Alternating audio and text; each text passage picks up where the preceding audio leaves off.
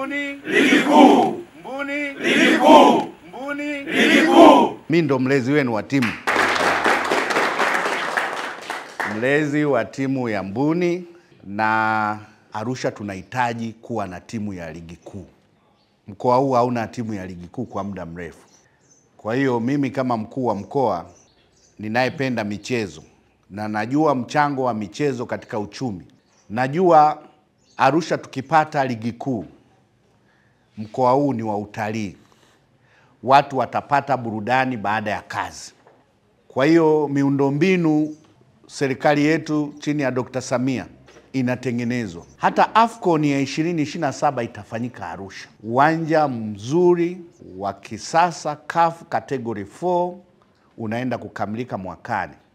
Jiji wanajenga uwanja mzuri wa kisasa kama wa KMC, na viwanja tunavyo Rhino vizuri. Kwa hiyo hawana timu ya ligi kuu.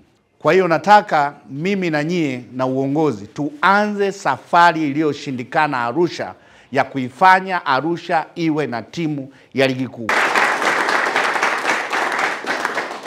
Tuianze hiyo safari, na tunawekeana malengo kwamba tumeanza na mechi 2 tumeshinda. Sisi hakuna wa kututoa kileleni mpaka mwisho. Inawezekana.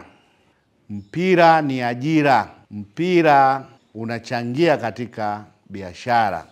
Tutapandisha timu, mama ntilia atafaidika kwa sababu timu zote zitakuja Arusha. Bodaboda watafaidika, timu zote zitakuja Arusha. Mahoteli yatajaa, timu zote zitakuja Arusha.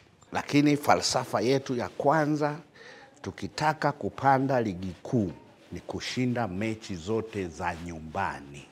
Kwa hiyo kama mzazi nikasema basi ile ya mwezi wa 9 nije nao kabisa. Mbali ya kuwa na uhakika wa huo mshahara, nikasema hapana, hiyo ikae pembeni, lakini kila mchezaji mlimoandika hapa nitampa 100,000. Nimetoka huko nikapita nikanunua mchele kilo 100, nikanunua na mafuta lita 20.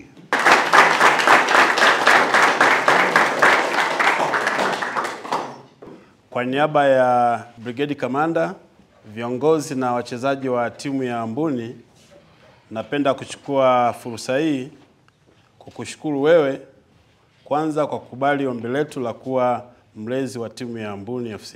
Tunajua hii yote unaifanya kwa ajili ya, kama ulivyoelezea mwenyewe mwanzoni, kwamba wewe ni mwanamichezo, lakini vile vile kutokana na mapenzi yako katika timu ya Mbuni.